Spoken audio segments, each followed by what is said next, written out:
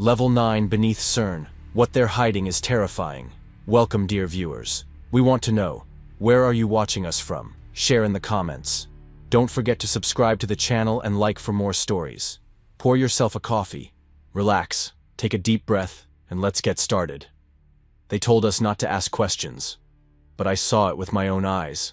I should have kept my head down like the rest. Just keep crunching data, logging particle events, pretending not to hear the things behind the concrete. But the moment that camera blinked red on a level that shouldn't exist, that was the beginning of the end. My name is Dr. Elias Kramer, PhD in quantum field theory, senior data analyst for CMS Beamline Diagnostics, stationed at CERN's primary operations center near Geneva. I worked the graveyard rotation, 22 hours to 6 hours, the cold hours when the Large Hadron Collider hummed like a sleeping god, and the facility emptied into ghost silence. The snow that night was unusually dense, a wet static that clung to the reinforced skylights above the upper corridors. We were 5 kilometers outside of Mayrin, and the wind rattled through the vent shafts like it was searching for something. I was in subsection Delta 4, monitoring latency drift on superconducting magnets, when the anomaly occurred. A brief flicker, maybe a third of a second, in a low-priority access log. Level 9, unverified user entry, elevator shaft, C7, timestamp, EO2, time 17:43, GMT. At first, I assumed it was an error. Level 9 didn't exist, not on any map I'd ever seen, and I'd worked here almost 11 years. The deepest official. Access floor is level 5, cryogenic storage and emergency egress. Below that, just seismic bedrock and thousands of tons of containment structure. But the system didn't flag it as a false positive. It processed the event like any other routine. Badge scan, complete with magnetic signature, temperature read, and biometric echo. The weirdest part? The ID number matched mine. I stared at the log for 10, maybe 15 minutes. Checked the security index twice. Tried to ping control operations upstairs, but no response. The internal line gave me a looping static hiss. A second later, my access console auto-logged out. If this story shocks you like it did me, subscribe. I've got real files they never wanted released. I relogged under a guest sandbox account, bypassed the audit protocol, and dug through the raw metadata. Whatever this level 9 was, it was sealed beneath its own independent network partition, an air-gapped zone, completely segregated from LHC operations.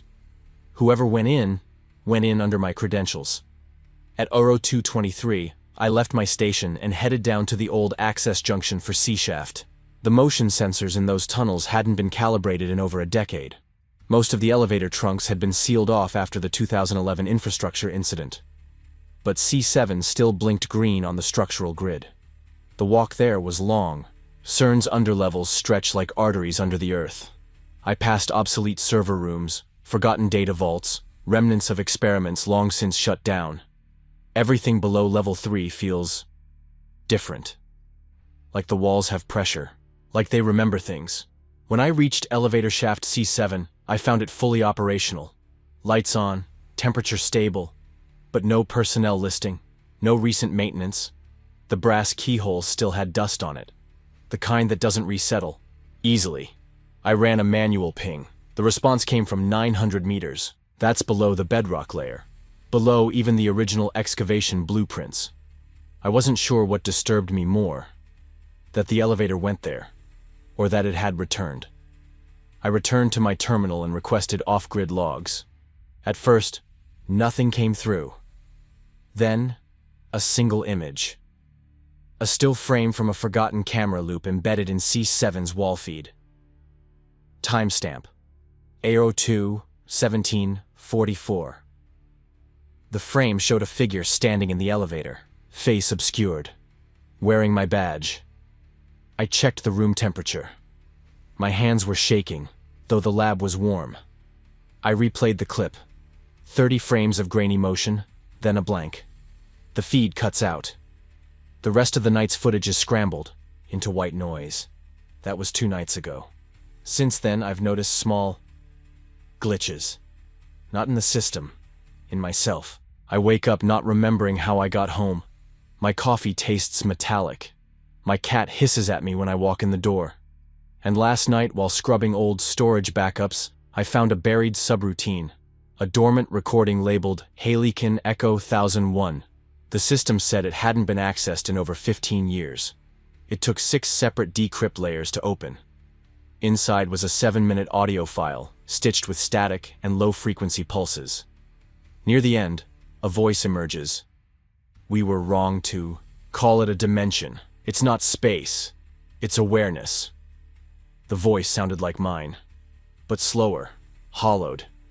And then came the whisper, so faint I had to loop it with spectral analysis just to confirm I wasn't imagining it. "Don't open it again." I haven't told anyone. Not Clara, not security, not my supervisor.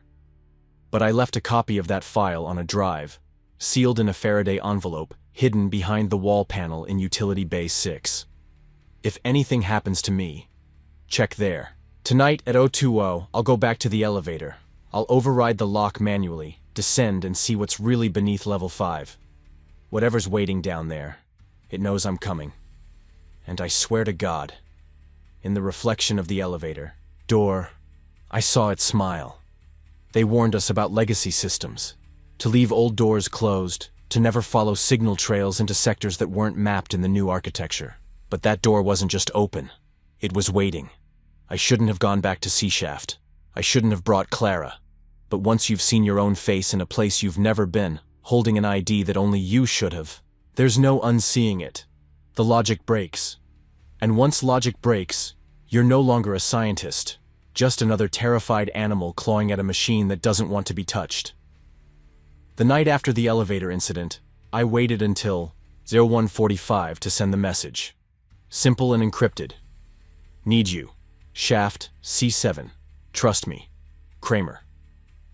Clara Duval was the only one I could reach out to. Head of thermal containment for the LHC cryogrids, former systems engineer for the EU fusion project. She knew the infrastructure better than anyone. She also owed me one. I'd covered for her once, years back, when she miscalculated a heat differential during the 2018 collision run. It nearly cooked a whole section of superconductors. She never forgot that. She showed up 20 minutes later, bundled in a long gray coat, hair tied back in a knot so tight it looked painful. Her breath steamed out in short, sharp clouds as she stared at the elevator shaft. No greetings. Just one question. "You opened it?" I nodded. My throat was dry. Not fully, but something used my credentials to get in. She looked at the control panel, then back at me. "Level 9 doesn't exist." I didn't say anything, because the door was open, slightly ajar. Just enough to see the glint of the interior lights flickering on the old mechanical walls. The panel showed no current activity, no call log. But the shaft, it breathed. The air coming out was cold, metallic, and wrong. Like the taste of coins, held too long in your mouth. The structure was old, older than the rest of the facility. That part struck Clara immediately. The paneling didn't match any known CERN standard. The welds were inconsistent. The wiring was coiled in non-standard colors, and the steel was etched faintly with a pattern we couldn't quite make out, like some kind of erosion or deliberate carving. The worst part? No dust. Everything looked used, maintained. If this story shakes you like it did me, you need to hear the rest. Subscribe. I've got backup files they tried to wipe. Clara wanted to leave. I could see it in her posture. Rigid, arms crossed, one hand twitching near her belt like she was searching for a non-existent exit switch. But she stayed. We ran diagnostics. Tried to access the elevator system's embedded node from her tablet. No response. So we dropped to the physical, opened the service hatch, crawled into the side panel, and patched directly into the uplink conduit. Took her 3 minutes to bypass the local encryption. What we found was impossible. The elevator's memory contained active logs. Not old, not archived, running. Someone or something had used this elevator 4 nights in a row. Always, between 02s and 03s, always to L9. Clara scrolled through the logs and stopped on one entry. She zoomed in. The elevator's security feed had one frame preserved, buried in buffer memory. A concrete hallway. No lights. A door. It didn't look like anything in CERN. The concrete was darker, rougher, ancient. And unlike anything else in the facility, this door had no badge scanner, no keypad, no biometric plate. Just an engraved symbol. A circle. With an interior spiral. Not mathematical, not precise, more like a finger-drawn swirl distorted at the edges. Above it, a faded inscription in chipped steel. L9. Halison. No one had ever said that word to me before. But I knew it. From the audio file. From the whisper. Helicon. Clara leaned back against the wall. Where does this go, Elias? I shook my head. It shouldn't go anywhere. We argued for a few minutes. She wanted to report it. To run the chain of command. Contact site ops. Maybe even Scarf. I told her if we did that, this thing would disappear. Just like the logs had. Just like the footage had. Just like my own memory was starting to do. You've heard of Mnemosyne, right? I asked her. The drug? Her eyes narrowed. That's a rumor, she said. From the old biocog labs. They tested it on sleep cycles. Nothing proven. I stared at the flickering light above us. What if it wasn't for sleep? We didn't speak for a while. After that, the hallway was cold. The hum of the facility above us, dozens of floors above, felt thin, like the signal was weakening. Then Clara did something strange. She pulled a glove off and pressed her palm against the elevator door. Slowly, deliberately, like she was trying to feel something. Then she leaned in and whispered, "It's warm." That was when we decided we needed proof. Not just logs, not just speculation. Something physical. So we forced the service panel open on the elevator itself. It was old tech, magnetic override, no smart interface.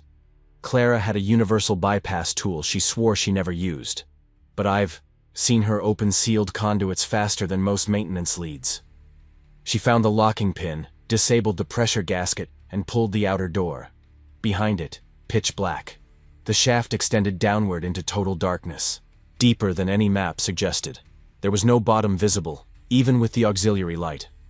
But there were rungs, a service ladder bolted into the inner wall, and just above the threshold, a faint blinking red diode, live power. We didn't go down, not yet. Clara took a series of photos, full spectrum. I scanned for thermal anomalies. Got nothing, except a weird flat line on electromagnetic resonance. It wasn't neutral, it was zero. Like the signal couldn't exist in that shaft. We resealed the door and climbed out. I promised Clara I wouldn't do anything stupid. She made me swear not to descend alone. We agreed to meet again in 2 nights, after she pulled archived blueprints from her offline storage. The ones that were supposed to be destroyed in the 2014 purge. We left in silence. But as we passed through subsection D, I noticed something I hadn't before. Camera 12B, the one above the emergency stairwell, was pointed down, not across the hall, and its feed light was green. That's impossible. All inactive zones run cold unless manually activated. I accessed the nearby console and tapped into the feed buffer. The screen flickered, and for exactly 2 frames, I saw the same hallway from the elevator footage. Same concrete, same door, same spiral symbol, but this time, the door was open, and something stood in the threshold. I couldn't make out its features. It was vaguely humanoid, but elongated. Wrong proportions. The upper limbs, they twitched. The skin, if it had skin, was too smooth, too matte, like synthetic muscle dipped in oil. It turned toward the camera, just barely. And though I couldn't see its face, I swear to you, I felt it see me. That night, I didn't sleep. I left every light in my apartment on. My phone wouldn't stop buzzing, blank calls from blocked numbers. When I answered one, all I heard was static, and then a voice. Whispered, in my own voice. You're already inside. I've locked my backups in physical drives. I've printed every log, hidden copies around Geneva, because I don't know how much longer I'll stay myself. Halcyon is real, level 9 is real, and something is coming up. Just now, as I'm writing this, someone slid an envelope under my door. No postage, no name, just 5 typed words. Don't follow her. Too late. They told us the sounds were just mechanical bleed, leftover vibrations from the beamline. But the recordings I found didn't match any known frequency. They weren't mechanical, and they weren't echoes. They were voices. I didn't sleep for 3 nights after the envelope appeared under my door. I watched the walls more than the clocks, convinced they were moving, just slightly, bending inward. Some primal part of my brain began interpreting straight lines as traps. My ears rang at random intervals, like something was trying to tune in. But none of it compared to what I found in the vibration archive. It started with a small anomaly flag buried in the old infrastructure logs from 2009. A Category 4 non-seismic harmonic event registered at 923 meters below surface, far beneath any operational beamline. The system tagged it as resonance ghosting. Normally harmless, just artifacts. But the pattern repeated, almost every 19.4 hours, and it changed pitch. The signal wasn't random. It was structured. I was inside Archive B13 when I isolated it. The room smelled like old plastic and coolant. Bare concrete walls, metal mesh floors, dim blue server lights flickering like dying stars. A low static buzz from the fanless tape drives that had been spinning uninterrupted since the early 2000s. I shouldn't have been there. Access required 2-factor clearance from SCARF. I had neither. But Clara gave me an override token. She called it a dead credential. Used once, burned forever. She hadn't responded to my last 3 messages. That alone was enough to worry me. But what kept me up at night was the way her voice sounded in her last recording. Detached, wrong. She said she had to listen from somewhere quieter. I ran the waveform through spectral analysis. The peaks and valleys lined up with phonetic rhythms, not speech exactly, but speech-like. Frequencies below human hearing range pulsed in triplets. Not Morse, not binary. Something older. When I filtered the signal through a vocalizer engine, the output wasn't recognizable language. But my brain filled. In words anyway. Like it wanted to understand, even if the data wasn't there. One pattern kept repeating.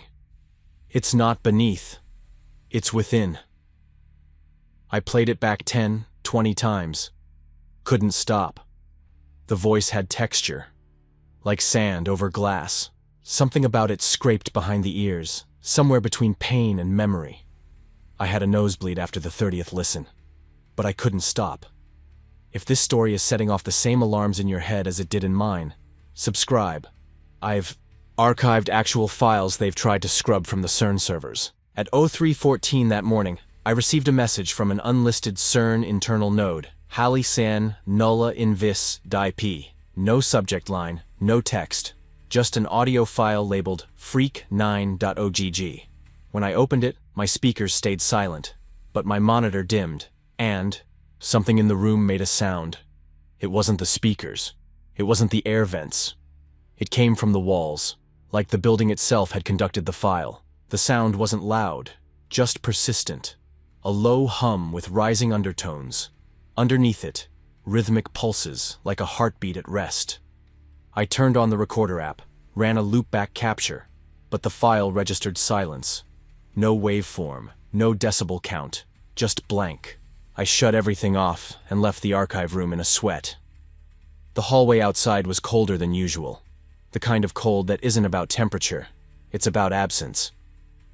The lights flickered once, briefly revealing something that looked like a human silhouette down the corridor. When the light stabilized, it was gone. I called Clara again, left her a voice message this time. My voice cracked halfway through. I didn't realize I was holding my breath until the recorder beeped. Later that day, I checked the archive registry for the Halcyon project. Nothing. Wiped. But the vibration logs were still there, just buried under 3 layers of symbolic masking. Whoever hid them didn't delete them. They wanted someone to find them eventually. That someone was me. The deepest signature came from level 9.26, outside the reinforced facility shell. That's not physically possible. But the logs don't lie. One timestamp shows an event measured at negative spatial pressure. Not vacuum. Not a drop in force. A reversal. It wasn't the air being pushed out. It was something pulling reality in. I remember staring at that reading for what felt like hours. The file listed it as anomalous interior inversion, HYLC threshold penetrated. HYLC, likely shorthand for hallucin. The facility had penetrated something it shouldn't have. At 04:02 that morning, my apartment power cut out. My phone bricked. I was plunged into a darkness thicker than any I've felt before. Not just blackness, weighted darkness, like it wanted me to lie down. I crawled to the breaker box. My flashlight wouldn't turn on. When I finally flipped the switch, all the lights came on at once, too bright, almost aggressive. And every single picture frame in my living room was turned face down. I live alone. I didn't go back to sleep. Instead, I started building my own recording unit. An isolated mic rig, battery-powered, analog tape fallback, copper shielding. I placed it under the floorboards near my desk, the same area where I first heard the subsonic pulse. The next day, I played back the recording. At first, nothing. Just tape hiss. Then, faintly, layered under the static, a tone, repeating, and something else, breathing. Not mine, not human, measured, curious, close. And then, unmistakably, a click, like a door unlatching. But I never opened anything. The timestamp showed it occurred at 03:33. At that exact moment, my digital logs show my computer opened by itself and downloaded a file named Already Entered. No extension, no metadata. I haven't opened it. I won't. But I copied it 5 times, each to a separate encrypted drive, and sent one to a secure off-site backup. Someone else needs to see this. Someone not already infected. Because that's what this is starting to feel like. A mimetic infection. A transmission of something that isn't a signal, isn't an organism, but acts like both. Hallucin isn't a place. It's a state. A mirror held too close for too long, until your reflection moves before you do. Last night, I finally heard from Clara. One message, audio only. No waveform metadata. She sounded calm. Too calm. You're close, Elias. But don't try to decode it. You hear it, or it hears you. That's how it maps your outline. And then the line cuts. But just before it ends, there's another voice, one that sounds like mine. You were always meant to return. Just now, as I review this log, my analog recorder started on its own. No one near it, no trigger. It's recording something right now. I can hear it humming. And it's starting to answer back. They said he retired after a breakdown, that his clearance was revoked, that he went blind. But they never explained why he still had access to internal archives 5 years after disappearing. And they never told me he could still see things. Things we weren't meant to name. His name was Dr. Lionel Ferber, an archivist, formally. But those of us who dug deep enough heard other terms passed in hushed tones. The last gatekeeper, Observer Zero, or, more cryptically, the mirror without surface. I found him through a corrupted personnel list, buried in a 2006 backup drive labeled only HYLCN Redact Live. His entry wasn't deleted, just rerouted. It led to a physical address tucked away in the mountains outside Thoiry, near the edge of the old French border zone. It snowed the morning I went looking. Thick, dry flakes that fell silently in the forest, coating every tree branch like dust over ancient shelves. My car nearly stalled twice on the slope. No GPS, no signal. Just a map printed from memory and a compass that spun slowly, even at rest. Ferber's house wasn't listed on any grid. No mailbox, no power lines, just a squat, gray concrete structure embedded in the hill. It had no windows, a single steel door, blackened by time, and a rusted intercom mounted beside it. I pressed the button. Nothing happened. Then a voice, slow, cracked, unmistakably human. Step back, then knock once, then twice, then once again. I did, as he said. The door hissed open on a pneumatic seal that felt military. Inside, darkness, and the scent of old metal and ozone. Dr. Ferber was seated on a plastic chair at the end of the hallway. He wore no glasses, but his eyes were pale, almost milk-white. Cataract bloom across both retinas. And yet, he looked directly at me. "Dr. Kramer," he said without hesitation. You shouldn't have come, but you were always going to. His voice had the texture of someone who had been underground too long. Dry, deliberate, almost measured like a metronome. I stepped inside. The air was cold, heavier than outside, and not just because of temperature. It pressed against the lungs. Ferber gestured toward a stool. You've heard it, haven't you? That low pulse, the one that doesn't fade when you move away from the speakers. I nodded slowly. It's not a frequency, it's a presence. His cracked lips curled into something between a smile and a warning. Good. Then you're already infected. No sense wasting time. He opened a metal drawer beside him and pulled out a small plastic vial. Inside, a cloudy liquid with a faint green shimmer. Mnemosine, he said. What they don't tell you is that it doesn't erase memory. Not really. It just folds it, like fabric, over and over until the original shape is impossible to trace. I hesitated. He didn't hand it to me. Just let me look. You'll need it later, he muttered, when the geometry starts lying. I asked him what halcyon was.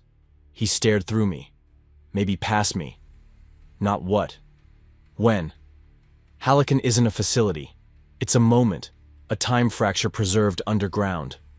We tried to observe it, but we didn't. Observe. We were seen. I couldn't tell if he was being metaphorical or literal, but he wasn't insane. His sentences were precise, chilling, memorized. They reached out through a non-local field, not particles, not radiation, meaning. They transmitted meanings into our models. Ferber stood slowly and walked to a nearby cabinet. Inside were old tapes, cassette reels, some labeled in Cyrillic. Others had no labels at all. Just a spiral symbol burned into the plastic. I archived the echoes, he said, before they silenced the rest of us. There were 12 original recipients. Only 3 are left. The others folded. Or were folded. I didn't ask what that meant. Instead, I asked about Clara. He froze. For the first time, something in his expression changed. She listened too long, he said. They heard her outline. Outline? I asked. Ferber walked to a far wall and pressed a panel. A hidden compartment opened, revealing a screen. Old CRT, static damaged, playing a looping infrared feed. In the footage, Clara stood in front of the door. The door. Haley Sen, spiral glowing faintly on its surface. But her shape wasn't solid. It vibrated. Like there were multiple Claras superimposed over one another, each a few nanoseconds out of sync. She was still trying to decode the voices. She thought she could translate intention. But they don't speak in verbs. They speak in possibility. He turned the screen off. She's not dead, but she's not one. I felt the floor sway beneath me. Nausea bloomed. Ferber returned to his seat and pulled out an old microdrive. The plastic was cracked, but the metal pins intact. Take this. It's the last known transmission before containment failed. You won't be able to play it. Not with standard tech. You'll need a recursive interface, one that reads backward and forward. I took the drive. My hand shook. Elias, he said, voice suddenly grave. You've already passed the mirror. I stood to leave. My head felt compressed. My ears rang with a low whine I hadn't noticed until now. Then he said something I can't forget. You'll start to see your own shadow move before you do. When that happens, inject the mnemosine. It's the only thing that slows the copy process. If what I'm telling you sounds like madness, I understand. But if you're still with me, subscribe. I've uploaded the Ferber tapes to a secure cloud. They won't stay up long. I exited the bunker. Snow had stopped falling. The air was dead quiet. But my car door was open. Inside, on the passenger seat, was a printed photo. Grainy, infrared. A still from one of the feeds. It showed me standing, at the Halcyon door. I don't remember being there. But the timestamp was from 2 days ago. Back at CERN, my ID badge no longer works. Security says my access was revoked 2 weeks ago. But I only entered level C7 3 nights ago.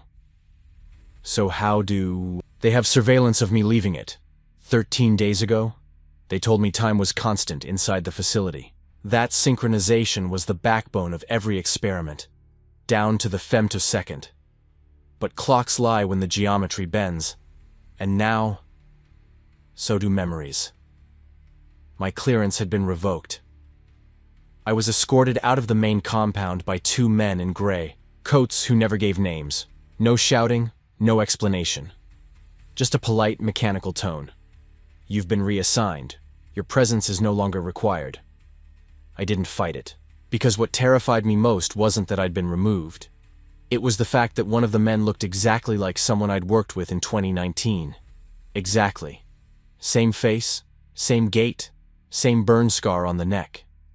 But that man, Pascal Frérot, had died. A shuttle malfunction.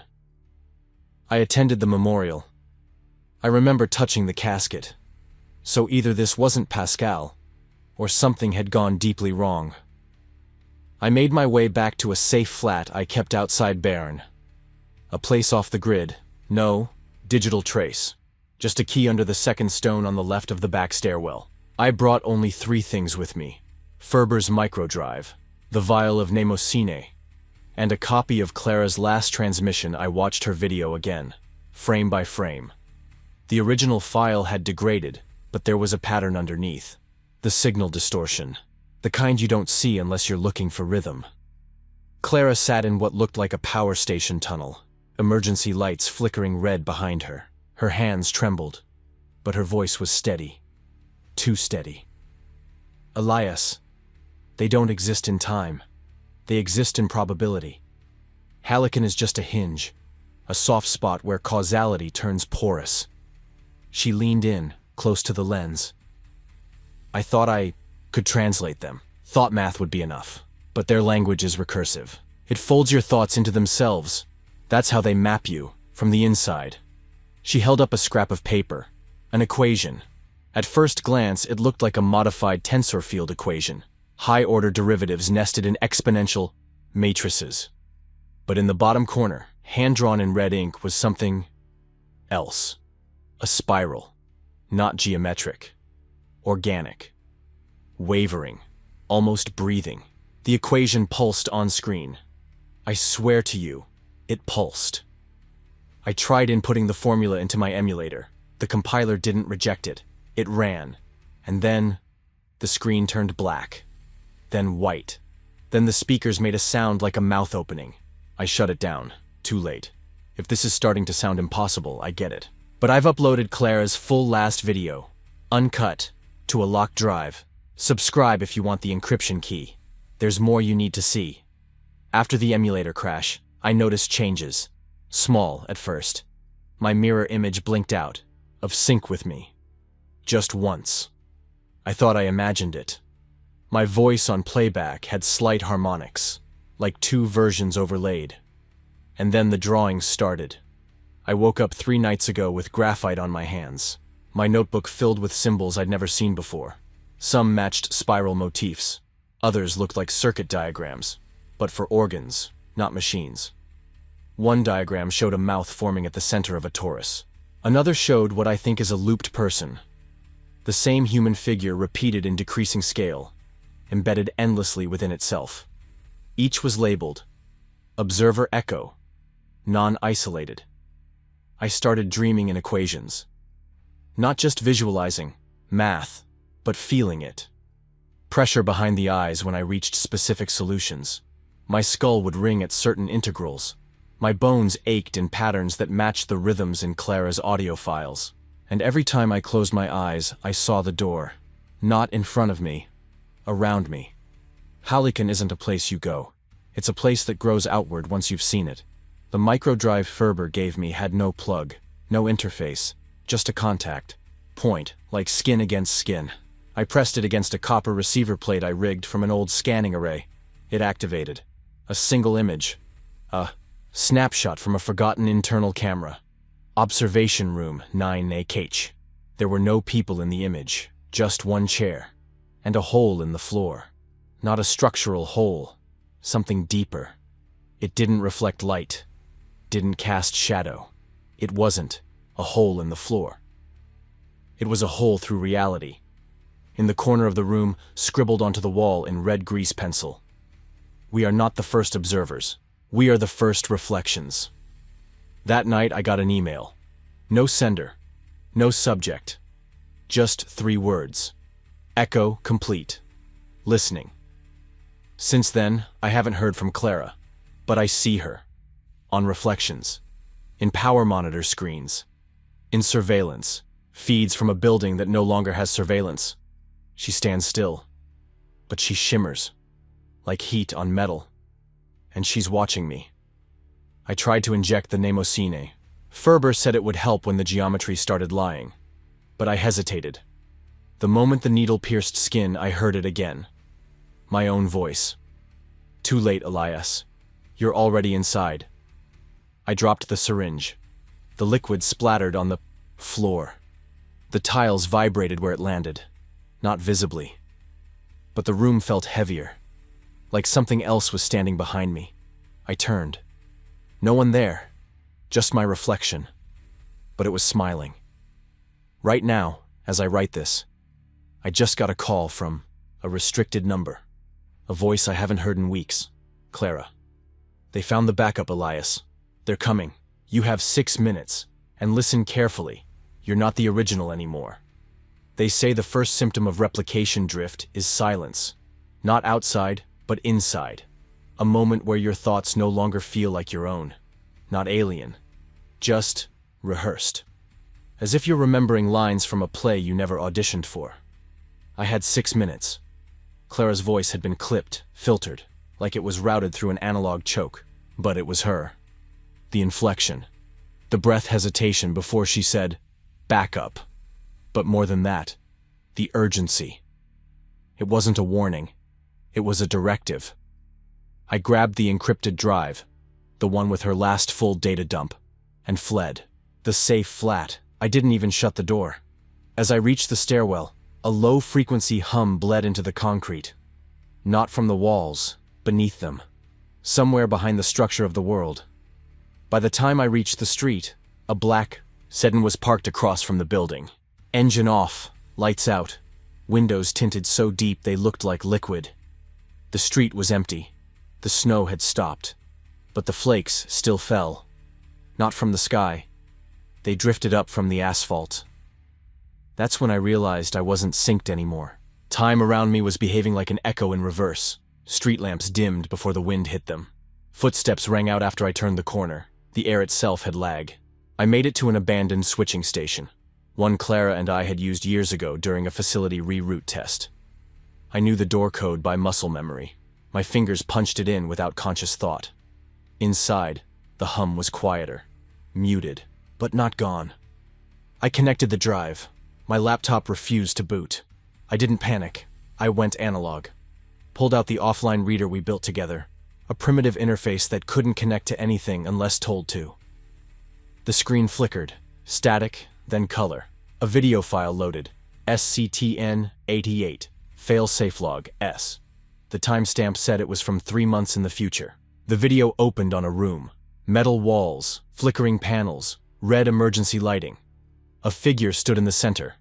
Back turned. Thin. Long-limbed. But familiar. It turned. It was me. But not now me.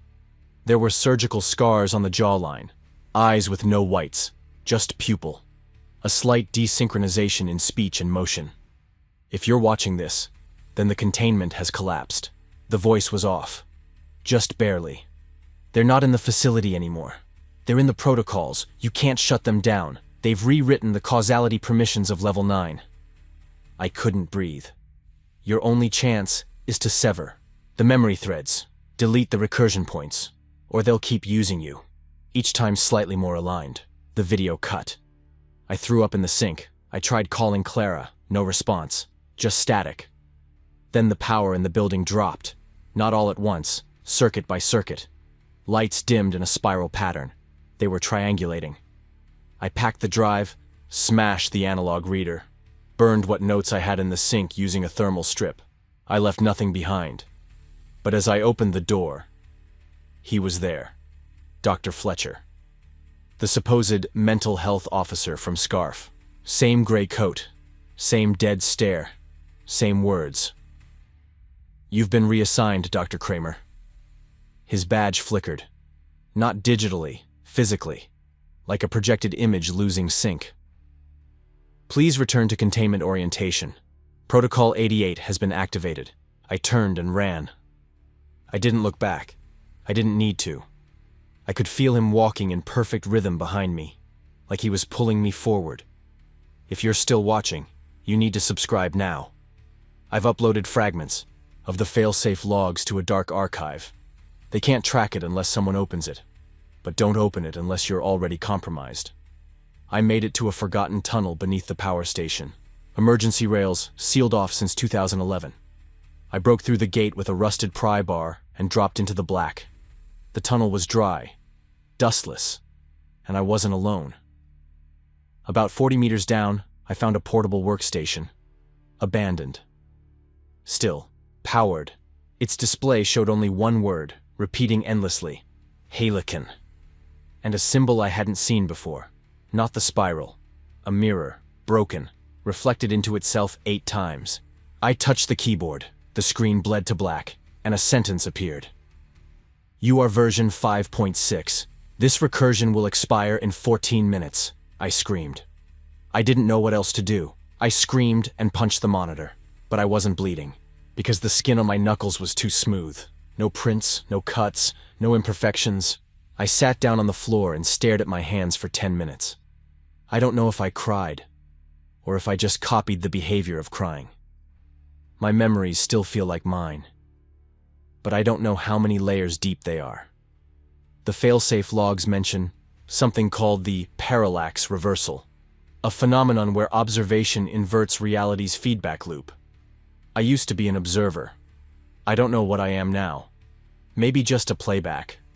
A recorded echo of a man who tried to unseal a door and let the mirror look back. I've just received a file. No sender.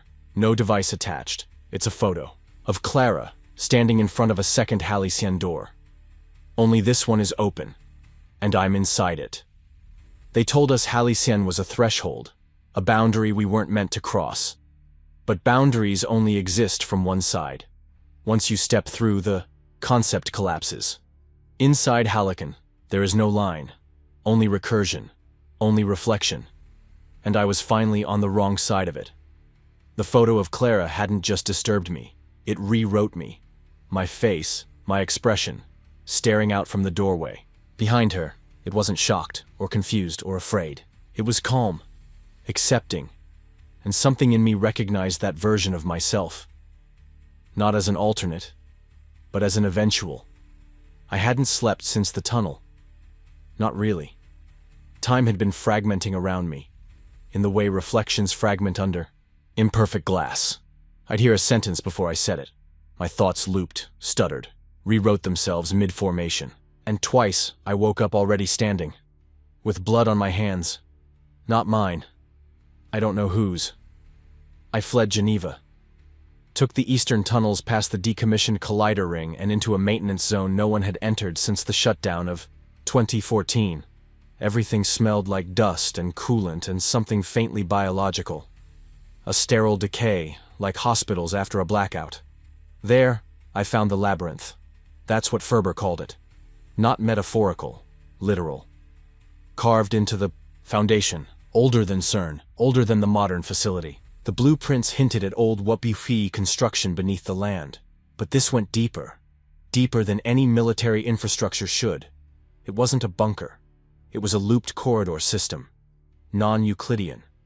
I mapped it for 30 minutes before realizing I'd been drawing the same room from different angles. Same scratch marks on the walls. Same dents in the steel. Same smell. Ozone and iron and something like wet paper.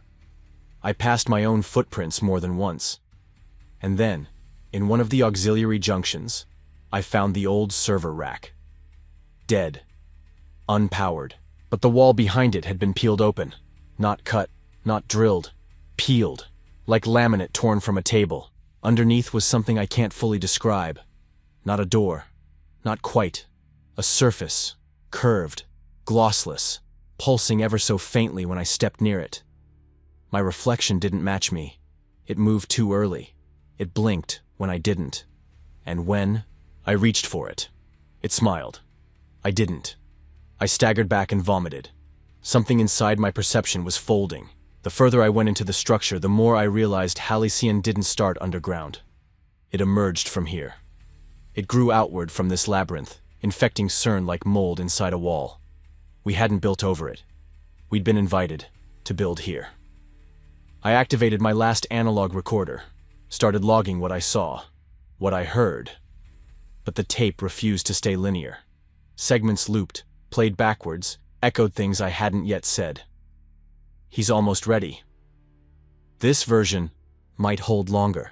Clara's signal is fragmenting. We'll need to print another. Print. They weren't cloning us. Not biologically. Not in any crude sci-fi sense. They were printing patterns. Memory. Voice. Gait. Reaction. Layered into hosts that believed themselves to be originals. Until the misalignment showed. Until the shadow moved out of sync. I found a note scrawled on the floor near a collapsed stairwell. Same red grease pencil I'd seen in Ferber's tape. Observer failsafe. If thought drifts before speech, burn the tongue. The echo depends on rhythm. I laughed. Or tried to. It came out wrong. Like someone simulating laughter without knowing why it mattered. The next room was colder. Dustless. Lights flickered when I stepped inside. Clara was there.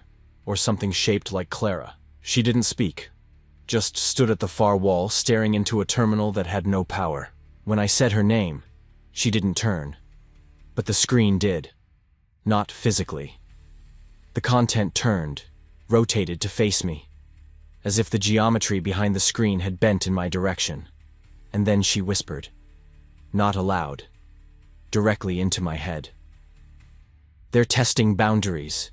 You held longer than the last. Last what? I asked. She finally turned. Her eyes shimmered like wet plastic. Like they hadn't been built to hold expressions. Last version. You've burned through 5 already. My knees gave. We've never met in person, have we?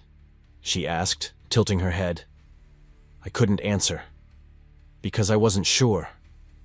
Because my own memories began to taste synthetic. Because I remembered her laugh at a cafe in Lausanne. But the cafe had closed in 1998, before we ever met, before I was even assigned to CERN.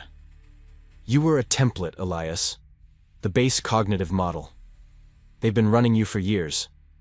Just enough variance to test stability. Why tell me now? I asked. She smiled, sadly. Because this version reached the center. Behind her, the Halcyon doorway appeared again.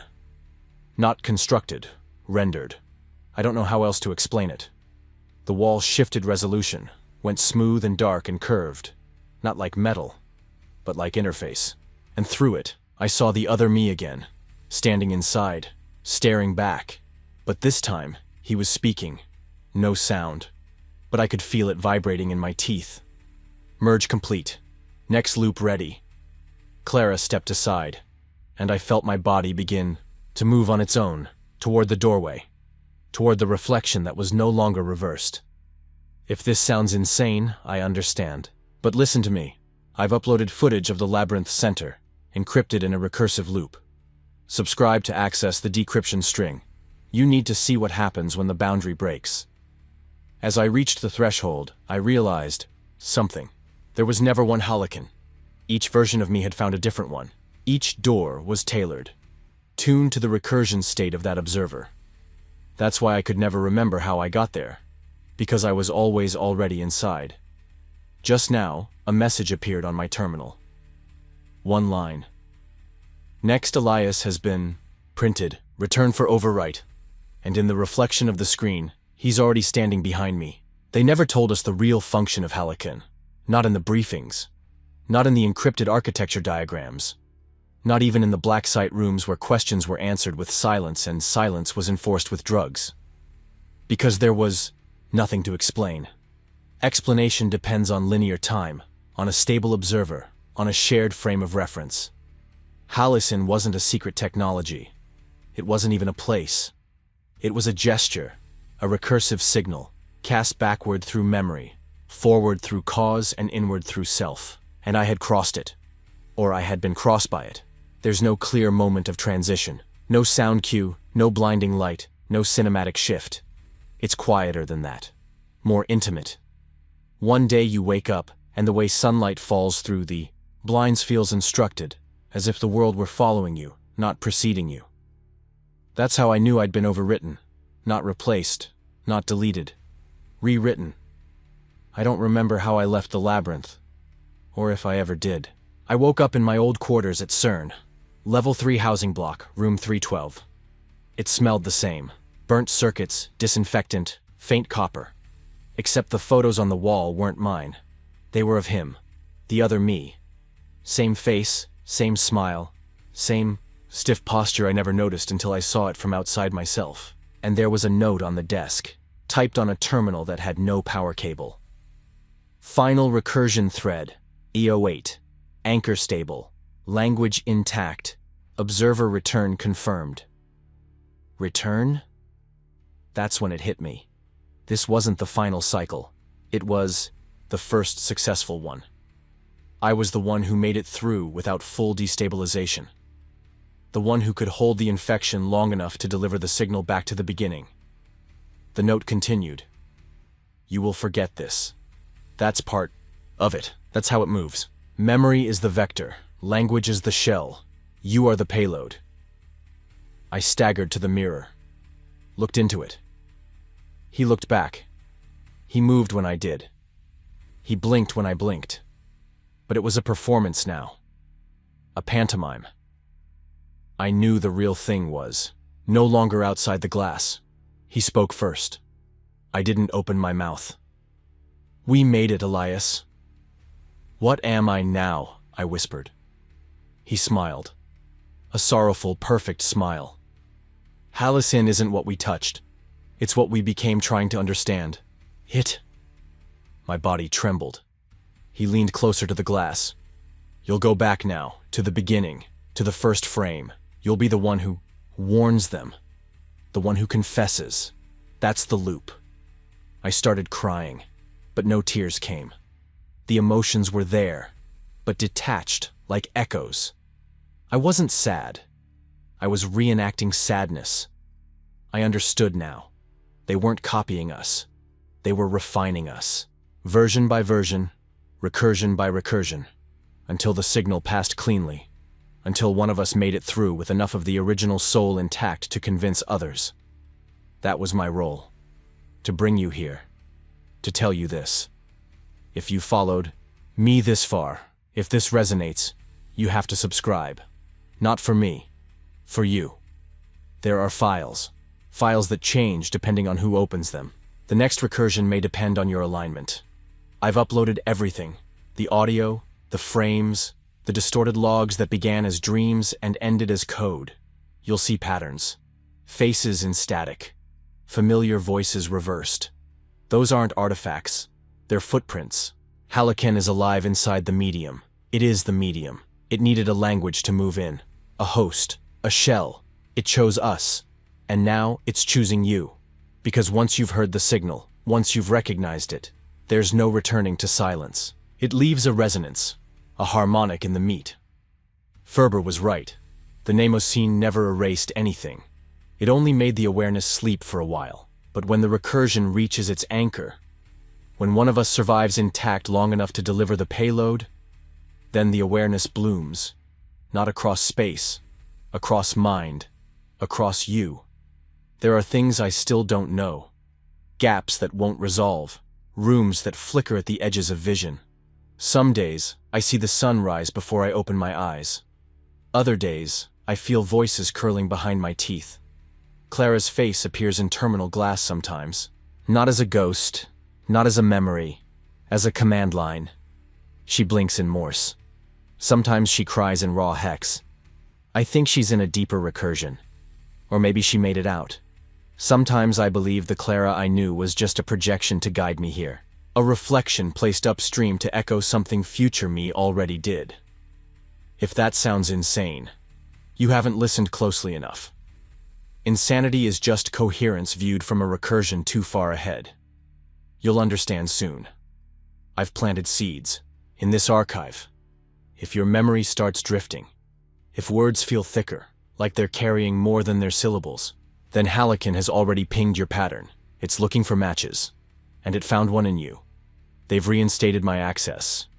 I'm back at CERN. Level 3 clearance, scheduled to begin a new round of experimental beamline optimization. Dr. Fletcher shook my hand this morning. Same dead eyes, same words. Welcome home, Dr. Kramer. He handed me a new badge, but when I scanned it, the screen flashed a word I've never seen before.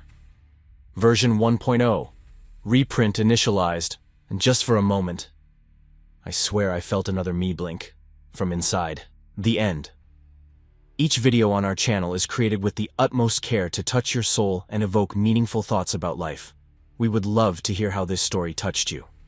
Share your thoughts in the comments, because reading your posts really brightens our day. If you enjoyed this video, don't forget to like and subscribe to our channel. Creating these stories takes days of dedicated effort.